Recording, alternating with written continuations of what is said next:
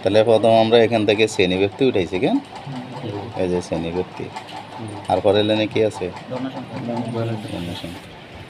এই দেখো এই শ্রেণী ব্যক্তি উঠাইছে 21 থেকে 30, প্রশ্নোত্তর উঠাইছে এই যে শ্রেণী ব্যক্তি জায়গাতে। আর এটা হয়েছে কি একটাও প্রশ্নোত্তর উঠাইছে, উঠানোর পরে যে এখানে কত আছে এই 7 দেখছি নি।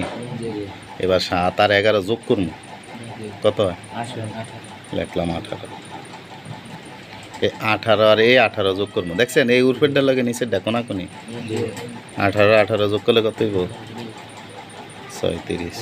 এই 36 আর এই কত যোগ করবো 36 আর 8 যোগ করলে কত হইব 44। কত এই 44 আর 6 কত 50। তাহলে এনে কত হয়েছে আবার এই সবটি যোগ করে পাইছে কত, এটা সমান হইব কে। তাহলে ক্রমজিত গণসংখ্যা এভাবে নির্ণয় করবো কে।